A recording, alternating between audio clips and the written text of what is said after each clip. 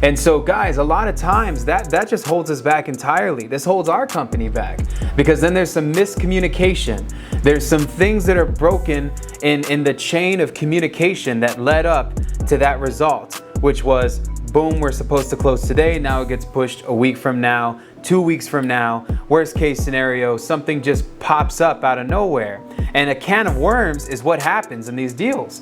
So you got to be very, very articulate when you are going through the purchase and sale agreement with the client that you're talking to.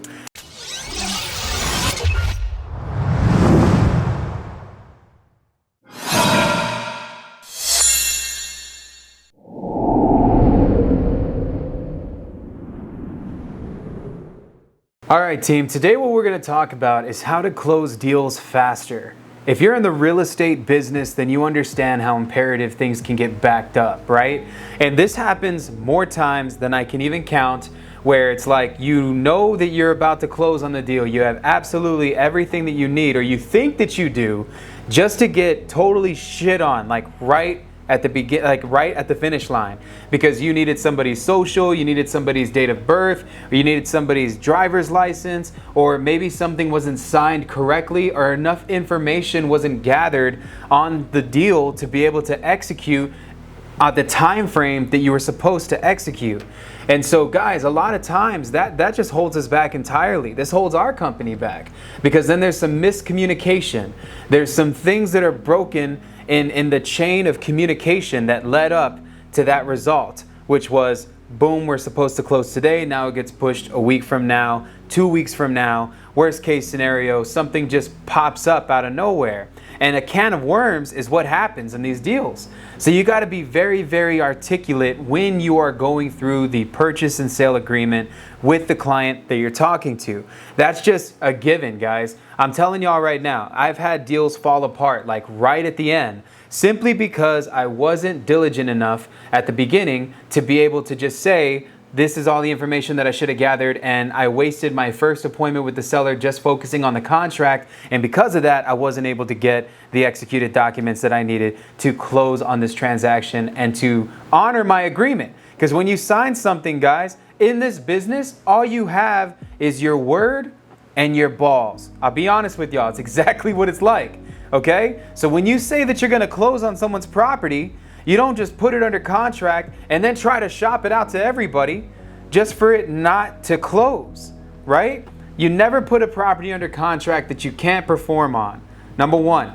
Number two, when you put the property under contract, now you are in servanthood mode. You have to be able to provide a service to this individual so that they're able to close that property with you, get the money that they're needing for their house and whatever shitty situation that they're involved in, while you are able to capitalize on the money that you're going to make as well as a wholesaler for providing the service, the cash offer, the double close, whatever it is that you're doing, hiring movers to move them out, relocating them, getting a real estate attorney involved to clear title issues. There's a million reasons why people need help in this business, but you got to identify that on the first appointment. So number one, guys, it's one thing to get a purchase agreement filled out. That is very important. The next thing that you guys need is all the information that you possibly can gather on the seller's actual information.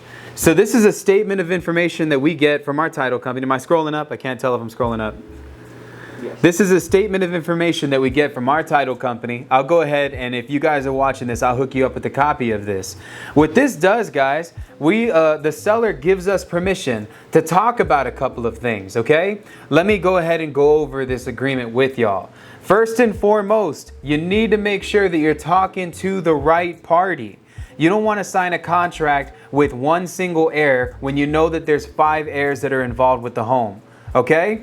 You want to make sure that you get everything right up front. Who is it that I'm talking to? What is their relation to the house? And exactly how are they involved with the entire transaction? Okay, so you got a first name and a last name and a date of birth. You want the exact date of birth as written on their driver's license.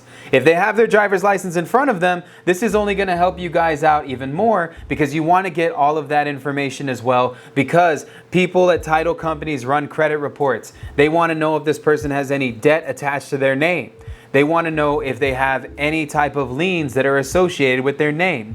Now, there is a way around this, okay? My name's Quentin Flores. There isn't a lot of us out there, I'll be honest with you. I've never had to do this. However, if you're talking to somebody and you're in some place like I am, like San Antonio, and you're talking to a Juan Flores, could you imagine how many people in a predominantly Mexican city are named Juan Flores? It happens every single day. I can't swing a dead cat around without slapping a Juan Flores that lives in San Antonio. With that being said, if that is a Juan Flores and they have about 1,000 loans attached to their name, what the title company is going to want is their social security number, at least the last 4 digits, as well as that person's driver's license number, because what they're going to do is they're going to see if any of that information matches up with the debt that was pulled for the common name Juan Flores. This happens all the time. So it's imperative that you get the last 4 of their social as well as the number to their driver's license. Now guys, list any other name as well that they may have gone by. The title company needs to know that if it's a Juan Flores, did they go by Juanito? Did they go by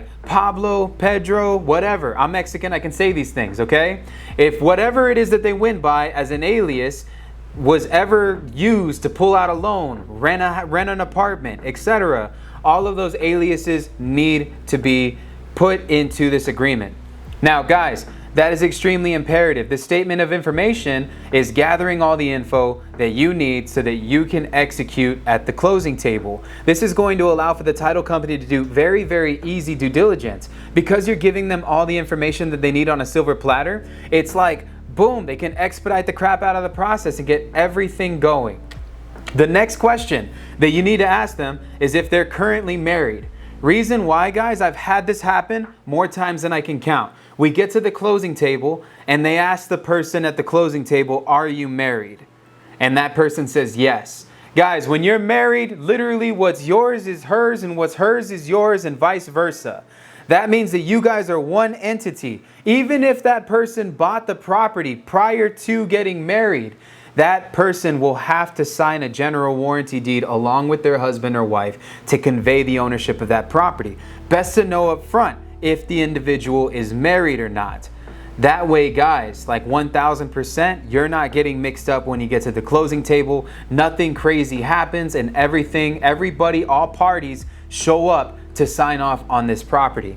Now, the next thing as well, guys, list all phone numbers that are involved with the property. List the residents that they had over the last 10 years. If there is a tenant in the property, you need to know if there's a tenant, and if so, where's the lease agreement? And if so, is your buyer willing to take over that lease agreement? These are all things, guys, that you got to really get like right up front.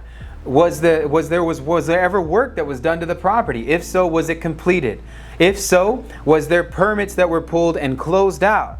Now, a title company ain't gonna worry about a permit, but your investors will.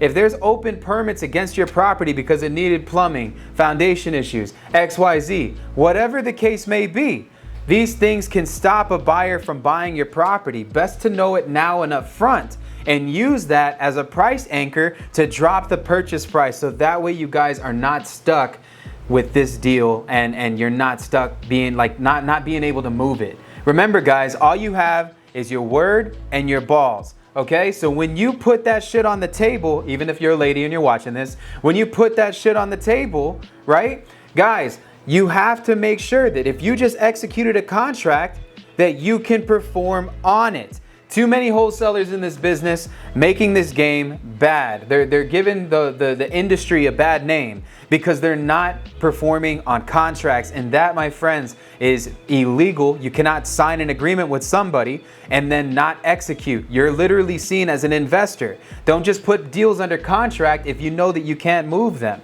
On top of it, guys, all of this information, very, very basic. So that's what I wanted to talk about today. The more due diligence that you guys do, the easier that it is to close more deals. I'm telling y'all right now, the more information that you can provide to the title company, the faster that you get paid. All of these companies that do multiple types of deals utilize some sort of service, right? We have an in-house transaction coordinator that handles all of that stuff for us. But for you that are watching this, if you're starting, that's your role. That is your role. You cannot delegate that role until you've mastered it yourself. So with that being said, guys, make sure you got all of your paperwork and all of your documentation. More information is better than no information. Make sure that you guys gather all the info that you need for both your investor as well as the title company, and you, my friend, will turn deals a lot faster. That's what I got for you guys today. You guys take care. As always, make sure y'all like, subscribe, and share, and I'll see y'all in the next video.